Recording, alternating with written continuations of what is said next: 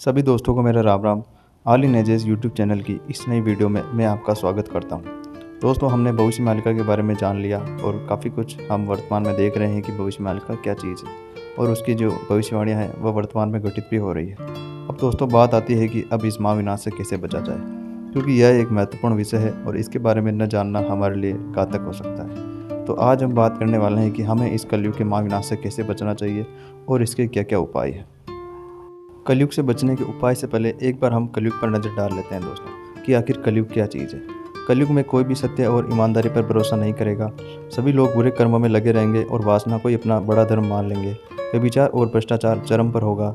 महिलाओं और लड़कियों का कोई सम्मान नहीं होगा, न ही उनकी कोई इज्जत करेगा। कानून सिर्फ पैसे वालों की तिजोरी में बंद रहेगा। हर किसी की पहली आवश्यकता भौतिक सुख प्राप्त करने की होगी और किसी को भी किसी भी व्यक्ति में या किसी भी भक्ति में रुचि नहीं होगी।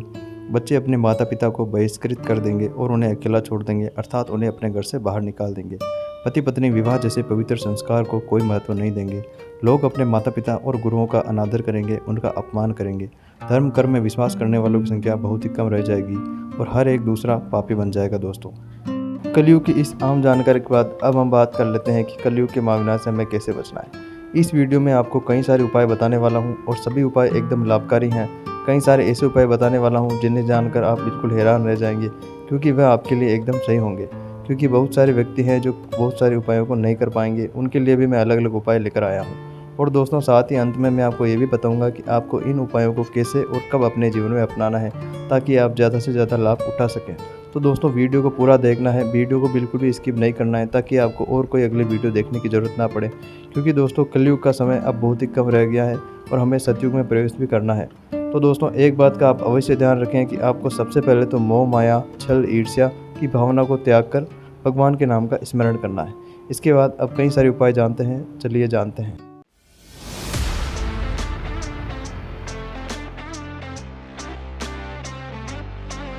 दोस्तों, श्रीमद् भागवत पुराण में लिखा गया है कि जो फल सतयुग में विष्णु का ध्यान करने से, त्रेता युग में यज्ञ करने से तथा द्वापर युग में भगवान के चरण कमलों की सेवा करने से हमें प्राप्त होता था, वही कलयुग में केवल हरे कृष्ण महामंत्र का कीर्तन करके हमें प्राप्त हो सकता है। दोस्तों, यह पहला उपाय है और यह सबसे ज़्यादा लाभकारी उपाय है। और दोस्तों, आपको यह बात तो समझ में आएगी होगी कि इस कलयुग में हमें ज़्यादा कोई मेहनत करने की ज़रूरत नहीं है, हमें कोई तपस्या करने की ज़रूरत नहीं है, ना ही हमें बिल्कुल घर बार छोड़ने की ज़रूरत है। बिल्कुल सरल उपाय है दोस्तों, आप आसानी से अपने जीवन में अपना सकते हैं। पहले उपाय में आगे है कि प्रत्येक युग में भगवत भक्ति का प्रमुख साधन भिन्न होता है और जीव आत्मा को मुक्ति प्रदान करने के लिए एक मंत्र भी उस युग में निर्धारित किया जाता है, जिसे हम तारक मंत्र या तारक ब्रह्मा मंत्र कहते हैं। दोस्तों, कलयुग में जो तारक मंत्र है वह केवल मुक्ति प्रदान करने के लिए नहीं है, भक्ति का सर्वप्रमुख अंग भी है और जीव आत्मा को आनंद प्रदान करने वाला भी है। तो दोस्तों, अब हम जानते हैं कि कलयुग का तारक मंत्र कौन सा है, क्योंकि बाकी युगों का तारक मंत्र हमारे किसी काम का नहीं है, केवल कलयुग का तारक मंत्र ही हमारे काम का है। तो इसे जान लेते हैं। दोस्तों, कलयुग का तारक ब्रह्मा मंत्र स्वयं श्री कृष्ण भगवान द्वारा बताया गया है, क्योंकि वह उनके जीवन का एक अभिन्न अंग है। दोस्तों, अब हमें इस तारक मंत्र को अपने जीवन का अभिन्न अंग बनाना है, ताकि हम इस कलयुग के महाविनाश से बच सकें।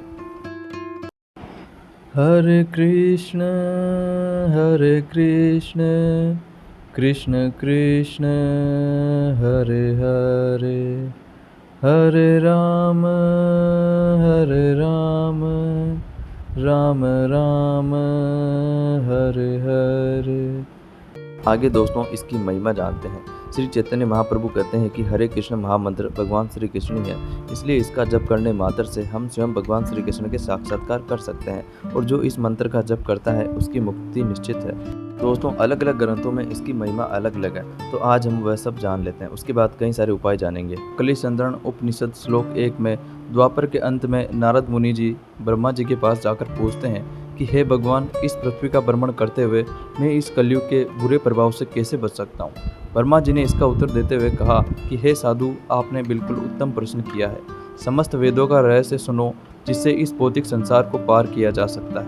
आदि पुरुष भगवान कृष्ण अर्थात नारायण के नाम उच्चारण मात्र से इस घोर कलयुग को हम पार कर सकते हैं। अगर किसी दोस्त के मन में यह प्रश्न आ रहा है कि भाई तू सिर्फ श्री कृष्ण जी के बारे में ही क्यों बता रहा है, उनके नाम के बारे में ही क्यों बता रहा है, उन्हीं के महामंत्र के बारे में क्यों बता रहा है, तो दोस्तों, मैं आपको ऐसा इसलिए बता रहा हूँ क्योंकि मैं आपको कोई गलत राय या कोई गलत उपाय नहीं बताना चाहता हूँ। मैं आपको एकदम सही उपाय बताना चाहता हूँ जो कि हमारे धार्मिक ग्रंथों में बताया गया है।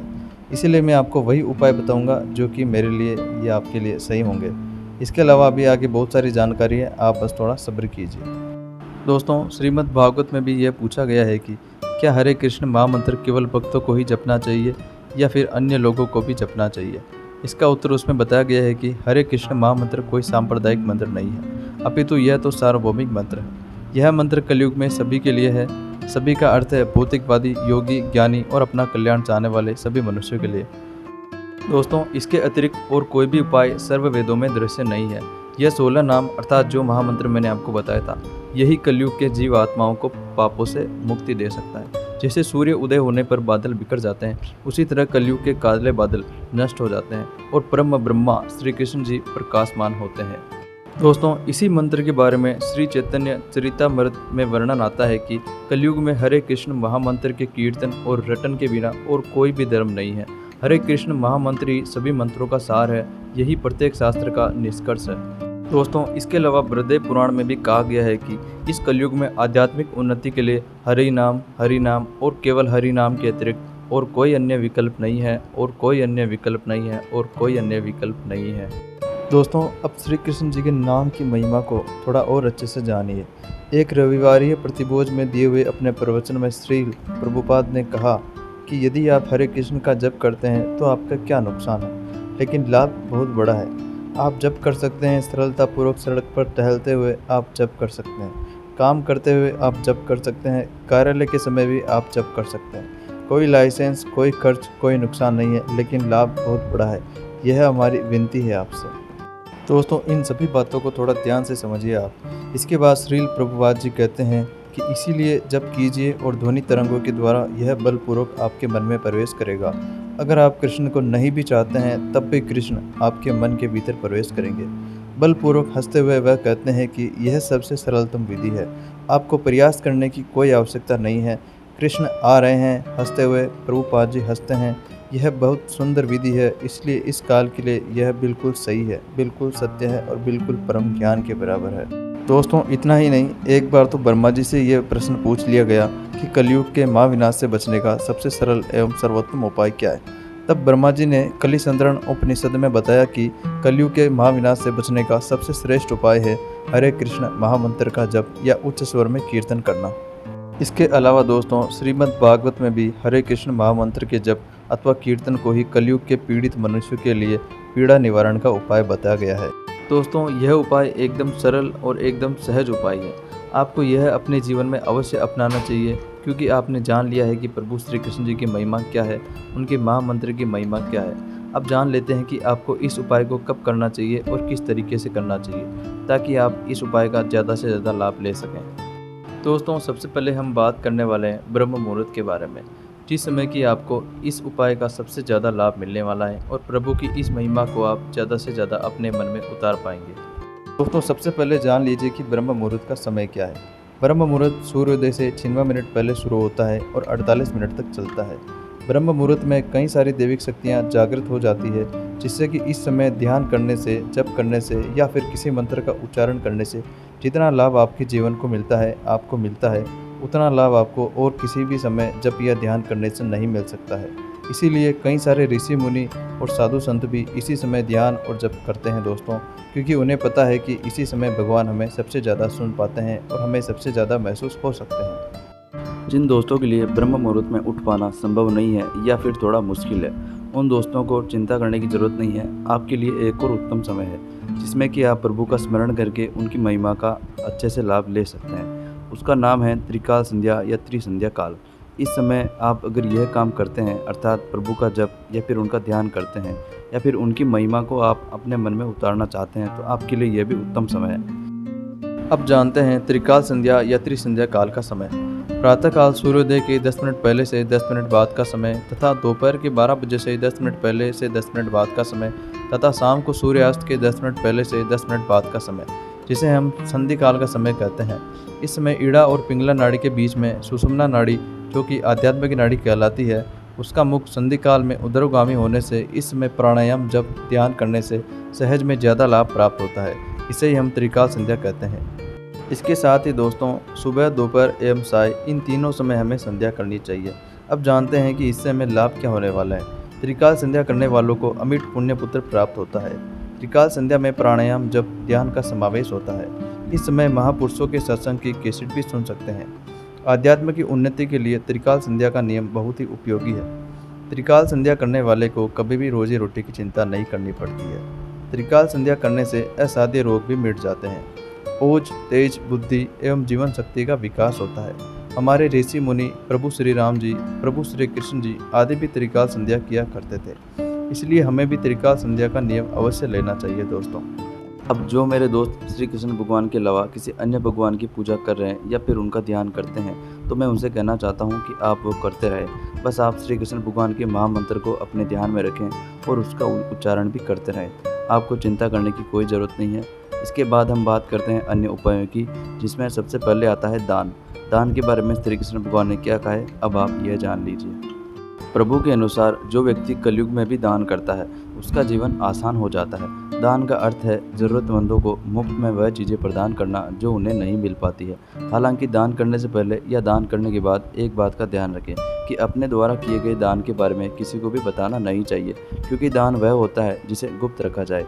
तो यह प्रभु का कथन है, आपको इसे अवश्य करना चाहिए अगर आप करना चाहें तो। अगला उपाय है दोस्तों आत्मसंयम। कई बार ऐसा होता है कि पैसे के पीछे भागते भागते व्यक्ति का मन और दिमाग दोनों विपरीत दिशा में चलने लगते हैं और जाने अनजाने में व्यक्ति कुछ अधर्म कर बैठता है। लेकिन भगवत गीता में लिखा है कि भगवान कृष्ण द्वारा दिए गए ज्ञान के अनुसार मन और बुद्धि दोनों को नियंत्रित करने के लिए आत्मसंयम रखना बहुत ज़रूरी है, अर्थात आपको अपने आप पर नियंत्रण रखना चाहिए। अगला उपाय है दोस्तों ध्यान और जप। इस आधुनिक युग में लोगों के पास भगवान की पूजा करने का समय ही नहीं है। आज के युग में बहुत कम लोग हैं जो प्रतिदिन ध्यान और जप करते हैं। दरअसल पूजा केवल भगवान को प्रसन्न करने के लिए नहीं की जाती, बल्कि पूजा व्यक्ति को उसकी अंतरात्मा से जोड़ती है। जो व्यक्ति नियमित रूप से ध्यान और जप करता है वह अपनी आत्मा को शुद्ध करने और अपनी गलतियों को सुधारने का प्रयास करता है। इसलिए ध्यान या जप कलयुग से बचने का एक उपाय है। दोस्तों इसके बारे में मैंने आपको बहुत सारी जानकारी पहले ही दे दी है। मुझे नहीं लगता कि आपको इसे समझने में कोई दिक्कत आई होगी। तो दोस्तों अब बात करते हैं अगले उपाय की। अगला उपाय है दोस्तों सच बोलना। कलयुग में असत्य इस कदर सत्य पर हावी होने लगा है कि किसी भी इंसान के लिए सत्य और असत्य की पहचान करना बहुत ही मुश्किल हो गया है। किसी भी व्यक्ति की बातों से यह अंदाज़ा लगाया जाना कि यह व्यक्ति सच बोल रहा है या झूठ बहुत ही मुश्किल हो गया है। इसीलिए भगवान श्री कृष्ण ने कहा है कि कलयुग में जो व्यक्ति सदैव सत्य के मार्ग पर चलेगा उसका जीवन आसान हो जाएगा। श्री कृष्ण द्वारा बताए गए इन 4 महत्वपूर्ण बातों का पालन करना कलयुग के लोगों के लिए थोड़ा मुश्किल है, लेकिन जो व्यक्ति इन 4 बातों का पालन करेगा उसका जीवन बहुत ही आसान हो जाएगा। 4 बातें दोस्तों मैंने आपको वीडियो में पहले बता दी है। अब दोस्तों हम बात करने वाले हैं इस वीडियो के अंतिम उपाय की। दोस्तों अंतिम उपाय से पहले मैं आपसे एक बात कहना चाहता हूँ कि यह जानकारी जितनी महत्वपूर्ण आपके लिए थी उतनी ही महत्वपूर्ण आपके चाहने वाले और आपके दोस्तों के लिए भी है। इसीलिए इसे उनके साथ शेयर जरूर करें ताकि उनका भी कुछ भला हो सके। साथ ही दोस्तों अगर आपको यह वीडियो पसंद आ रही है तो इस चैनल को सब्सक्राइब अवश्य कर लें, क्योंकि आपके जीवन से महत्वपूर्ण सभी जानकारियाँ आपको समय समय पर दी जाती रहेगी। तो दोस्तों अब बात कर लेते हैं अंतिम उपाय की। भगवान की कृपा से अंतिम उपाय है दोस्तों गुरु मंत्र। मन में गुरु मंत्र का जाप करते रहना चाहिए। दुनिया को सुधारने से पहले हमें खुद को सुधारना होगा। दूसरों की आलोचना न करें, अपना मन भगवान को दे दें। मन सुधर जाए तो हमारा कल्याण हो जाएगा। मन को ईश्वर के चिंतन, ध्यान और मनन में लगाना चाहिए। बुरे कर्मों का परिणाम बुराई होगा, इसलिए इन्हें त्याग कर शुभ कार्यों पर ध्यान देना चाहिए। तो दोस्तों आपको अच्छे कर्म करते रहना चाहिए, सच बोलते रहना चाहिए और ईश्वर का ध्यान करते रहना चाहिए। इन सभी उपायों में एक बात तो यह कॉमन है। दोस्तों इस वीडियो में दिए गए कलयुग से बचने के उपायों में से आपको किसी एक उपाय का चयन कर लेना है और उसे अपनाना अपने जीवन में शुरू कर देना है। दोस्तों यह जानकारी आपको कैसी लगी कमेंट करके ज़रूर बताएं। इसे अपने चाहने वाले और अपने दोस्तों के साथ शेयर ज़रूर करें। साथ ही दोस्तों चैनल को सब्सक्राइब कर दें ताकि हम आपस में जुड़ जाएं। दोस्तों मिलते हैं जल्दी एक नई वीडियो के साथ। जय सिया राम, राधे राधे। दोस्तों खुश रहे, अपना ध्यान रखें और अच्छे कर्म करें। Take care.